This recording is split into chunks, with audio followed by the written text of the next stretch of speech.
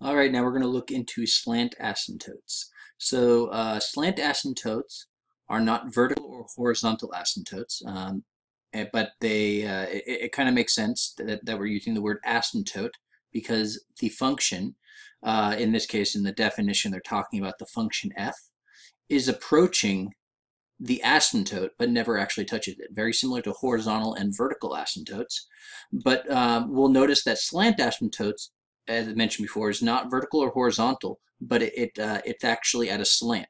So it's linear. It's a line, as you can see. It's in the form y equals mx plus b. But it's where m is not equal to 0, meaning it's not horizontal, and it's not vertical because a vertical line is not in the form y equals mx plus b. It's x equals some value, as you may know from before. But we'll notice that the process of finding a slant asymptote is completely different from horizontal and vertical asymptote. But let's look at the theorem of slant asymptotes. So the rational function given by f of x equals p of x divided by q of x, that's a rational function since it's a fraction. And where p of x and q of x have no common factors. So that's the key, is that we do not have any common factors between p of x and q of x. And we'll see how that works out with the example that we see below here. But we'll notice that it has a slant asymptote if degree of p of x is 1 greater than the degree of q of x. So we will have a slant asymptote if the numerator, like in this case we have 3x squared plus 5x minus 1. So the degree of the numerator is 2, since the exponent's 2. And the degree of the denominator is 1, which is 1 less than 2.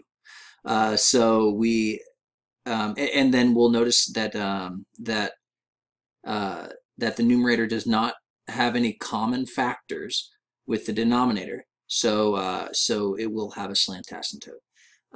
And we'll see that in a little bit. We don't actually know if there's any common factors, but we'll see that once we divide this. So to divide this, we will want to use synthetic division, which we've discussed earlier in chapter 3.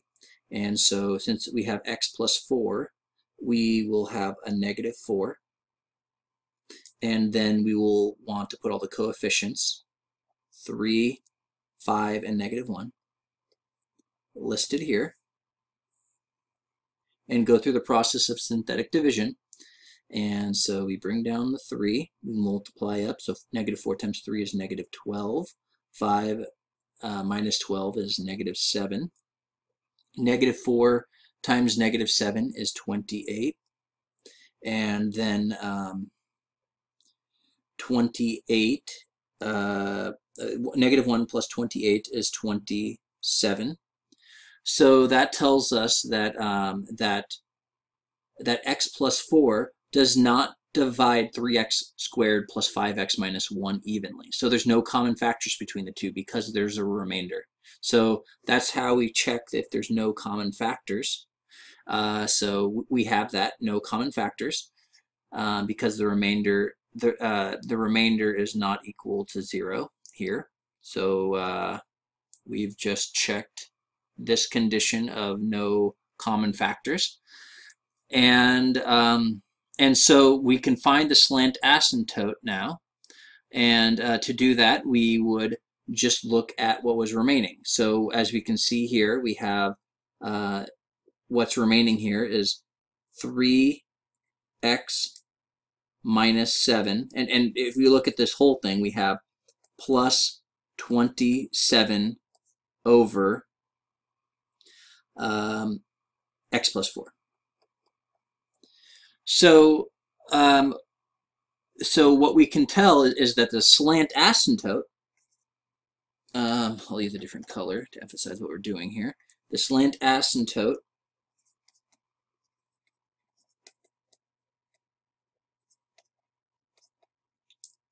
is this portion right here. It's the part that's not the remainder. So what we see is the 3x minus 7 or we could say y equals 3x minus 7 is the line, similar to what we see here, y equals mx plus b, is the slant asymptote of the graph of the function of f. So y equals 3x minus 7, which I can graph this really quickly just to get an idea of what this looks like. So negative 7, 2, 3, 4, 5, 6, 7. And then up 3 over 1 with this here. So up 1, 2, 3 over 1. So at this point, we're actually done. Y equals 3x minus 7 is the slant asymptote. So keep in mind that the slant asymptote, it's to be more precise, it is not 3x minus 7. It is y equals, it's a line, not just an expression. It's an actual equation or function. Y equals 3x minus 7 is the slant asymptote. So, okay. So up 3 over 1. And so what we'll notice is this line right here is the slant asymptote. So this is y equals 3x minus 7 right here. Y equals 3x minus 7. And what we'll notice is the function f of x is approaching 3x minus 7, but never touches 3x minus 7, similar to horizontal and vertical asymptote. So I'm actually going to pull up Desmos really quickly and show you what this function 3x squared plus 5x minus 1 divided by x plus 4 looks like. And we'll see that it actually does approach 3x minus 7.